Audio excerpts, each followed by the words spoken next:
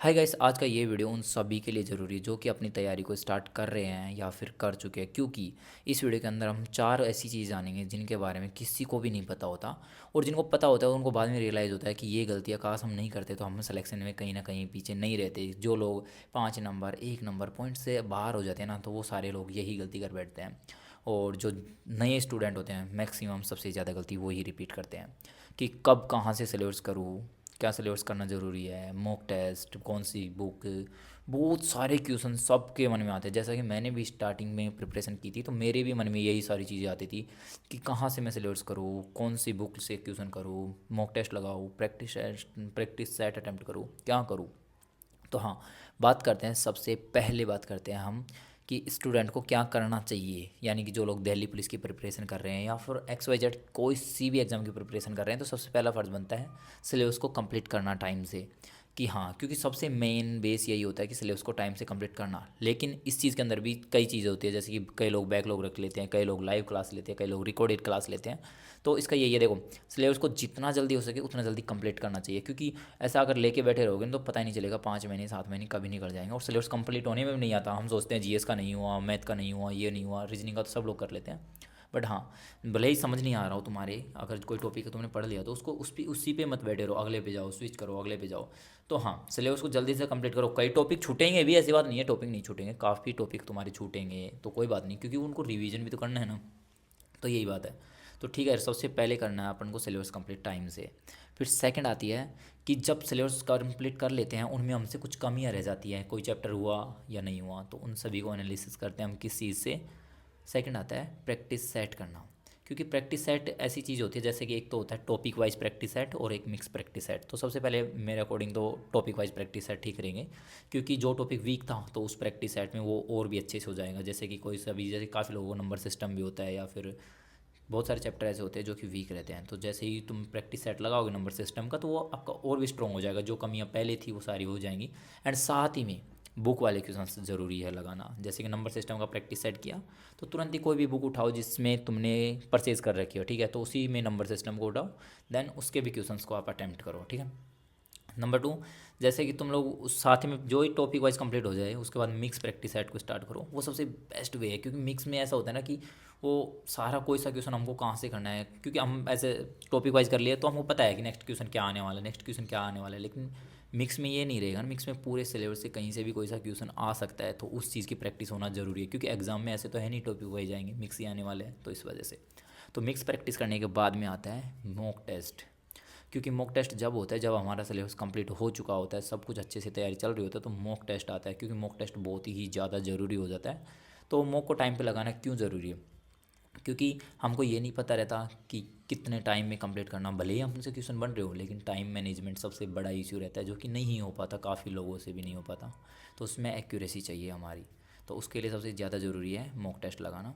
Plus not only mock test लगाया तो साथ ही में हमारा, जैसे कि उसको एनालिसिस करना भी ज़रूरी है। जैसे कि तुमने एक मॉक लगा लिया, अब हम सोचेंगे यार इसमें मेरा ये स्कोर रहा, कम रहा, या फिर इसमें ज़्यादा स्कोर रहा, फिर नेक्स्ट लगाएंगे उसमें भी यही रहेगा। बट ऐसा नहीं होता। जैसे कि आज का मैंने मॉक लगाया, ठीक है, अब उसके अंदर मेरा कौन सा क्वेश्चन गलत हुआ, कोई सिली मिस्टेक होती है कि यार ये क्वेश्चन मेरे को आता था, ये कैसे गलत हो सकता है मेरा क्वेश्चन।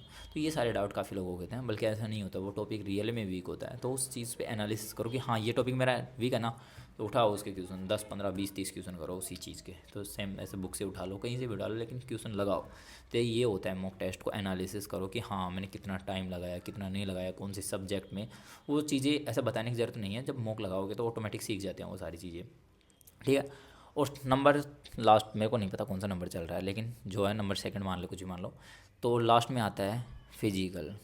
कि जैसे कि जिन लोगों का स्कोर अच्छा भी चल रहा है, काफ़ी अच्छा स्कोर कर रहे हैं एग्ज़ाम के अंदर, तो उनके लिए सबसे ज़्यादा ज़रूरी हो जाता है कि फ़िज़िकल की तैयारी करना। क्योंकि जैसा कि पिछले एग्ज़ाम में तुमने देखा होगा कि वैकेंसी खाली हुई थी, बहुत ज़्यादा गई थी। क्यों गई थी? इतनी भी नहीं, बट खाली गई थी। क्यों? फिजिकल की वजह से। काफ़ी लोगों की बॉडी ऐसी होती है कि वो फिजिकल के लिए एग्री नहीं होती, क्योंकि नहीं कर पाते। कितना कम टाइम के अंदर, बहुत कम टाइम मिला था, उसमें कहाँ से फिजिकल होगा उन लोगों से। तो अगर जिनका स्कोर अच्छा चल रहा है या फिर अच्छे से कर रहे हैं, तो उनको ज़रूरी है टाइम टाइम से अपनी बॉडी के लिए, जैसे कि फिजिकल तो करो, जैसे कि हाई जंप, लॉन्ग जंप, ये सबसे मुश्किल होता है, ट्राई करो। और दौड़ भी नहीं हो पाती भाई, दौड़ भी ऐसे कई लोगों की सांस फूलने लग जाती है, ऐसा फील होता है हमको कि मैं कर लूँगा, बट ऐसा नहीं होता, जब ग्राउंड में जाते हैं तब पता लग जाता है कि रियलिटी कुछ और होती है, हम एक्सपेक्टेशंस कुछ और रखते हैं कि यार मैं कर सकता हूँ इसको ईजिली, बट अलग होता है, सिस्टम पूरा अलग होता है। तो इस वजह से तो ये एक सीरियल होता है कि पढ़ने का तरीका क्या होना चाहिए। अब एक वो बैठ गया, सिलेबस कंप्लीट हुआ नहीं, मॉक टेस्ट लगाने बैठ गया, प्रैक्टिस सेट करने बैठ गया, समझ नहीं आएगा, डिप्रेशन। डिप्रेशन क्या चीज़ है पता है?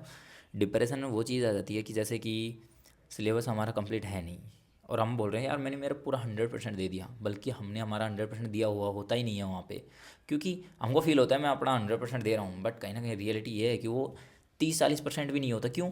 क्योंकि एक तरफ से ढंग से सिलेबस भी नहीं किया, ढंग से कुछ नहीं किया, मॉक लगाने बैठ रहे हैं, इसको और आ नहीं रहा, फिर बोलोगे यार मेरा नहीं हो रहा, मैं इतना तय पढ़ रहा हूँ, बल्कि ऐसा नहीं होता यार।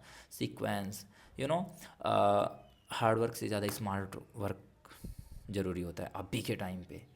एक बंदा हार्ड वर्क कर रहा है और एक बंदा स्मार्ट वर्क कर रहा है, तो सबसे ज़्यादा ज़रूरी है स्मार्ट वर्क।